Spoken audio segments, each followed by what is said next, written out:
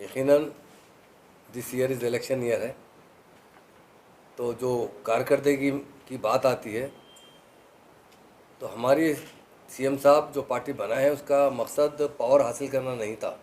उनका एक ही मकसद था, वन पॉइंट एजेंडा, हमारा तेलंगाना हमें चाहिए। इस तेलंगाना को आंध्रा में मिलाने के बाद से बहुत ज़्यादा हमारे साथ नाइंसाफ़ी हुई थी।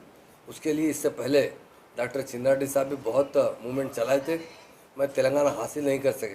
मगर हमारे ऑनरेबल सीएम साहब ने 2001 में तेलंगाना राष्ट्र समिति बनाई 27 अप्रैल को।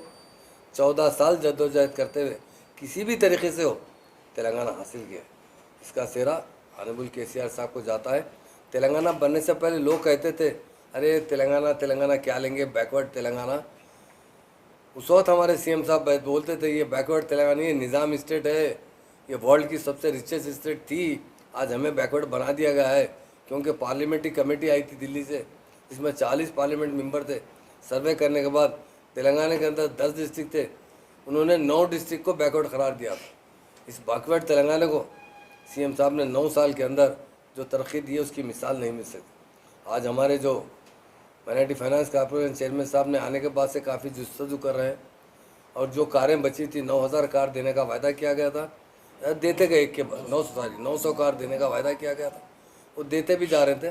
बस 20 कार बैलेंस थे, वो आज तकसीम किए गए। मैं उनका बहुत शुक्रिया अदा करता हूँ। जो लोग गरीब इंसान हैं उन्हें एक बार कुछ भी एक गिफ्ट मिल जाता है, तो एक कार की कीमत 9 लाख रुपये है, इसके अंदर 5 लाख रुपये सब्सिडी दी जा रही है, 60% सब्सिडी है। बहुत खुशी की बात है, और हम यही चाहते हैं कि आने वाले वक्त में भी हमारे माइनॉरिटीज़ दूसरी कौमों की तरफ तरक्की करें। आपको एक ही मीडिया के भाइयों को एक ही बात बताता हूँ, जब तक अगर मुसलमानों को तालीम नहीं दी जाएगी मुसलमान तरक्की नहीं कर सकते।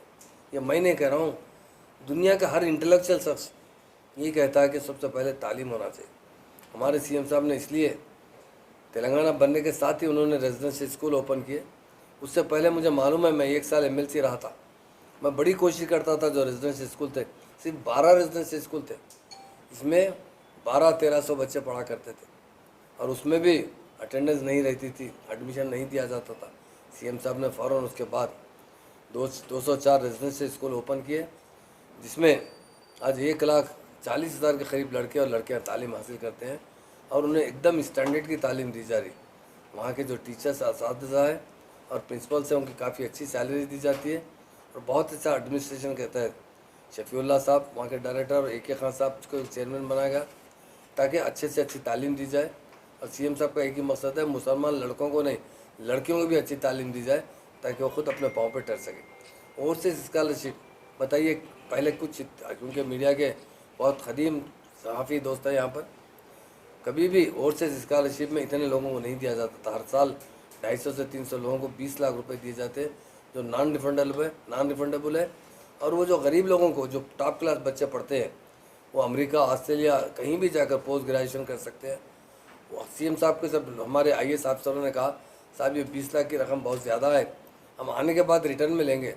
तो सीएम साहब ने एक बात कही थी, मैं मेरी बेटी कविता को पढ़ाया अमेरिका में, मैं मेरे बेटे KT रामाराव को पढ़ाया, पर कभी नहीं सोचा कि इनके बारे में, आने के बारे में क्या हमारी इतना खर्चा हुआ।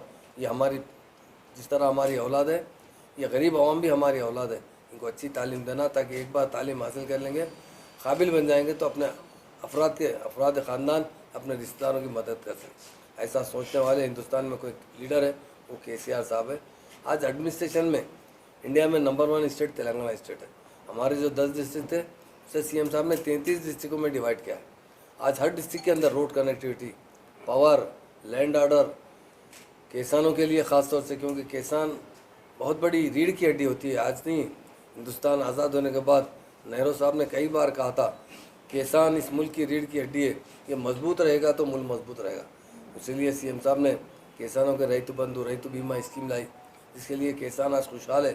किसानों को पानी फ्री प्रोवाइड किया गया, कैनालों के ज़रिए करंट फ्री प्रोवाइड किया जा रहा है, ताकि किसान खुशहाल रहेंगे तो मुल्क भी खुशहाल रहेगा।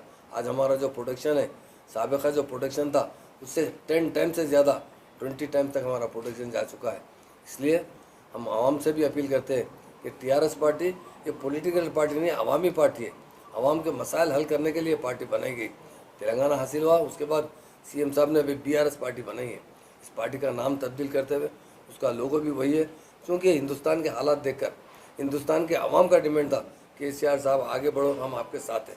क्योंकि वो लोग तेलंगाना देख रहे हैं, तेलंगाना के अंदर जो तरक्की है, बेमिसाल तरक्की है, इसकी कोई मिसाल नहीं ले सकते। हमारे प्राइम मिनिस्टर साहब गुजरात मॉडल की बात कहते हैं। अगर हमारा तेलंगाना मॉडल देखा जाए तो गुजरात मॉडल ज़ीरो मॉडल के बराबर है। जिस तरह हमारी तरक्की है, हमारे पड़ोसी रियासतों के लोग जब यहाँ आते हैं तो देखने के बाद दंग हो जाते हैं कि तेलंगाना किस तरह तरक्की कर रहा है, किस तरह लैंड ऑर्डर है, किस तरह किसान खुशहाल है। हर शोबेहात में किसान हमारे दिल्ली के अंदर 1 साल तक मुस्तसिल हड़ताल करते रहे। हमारे बेहिसाब लोग शहीद हो चुके थे, उन्हें कोई मदद करने वाले कोई लीडर थे, हमारे KCR साहब थे।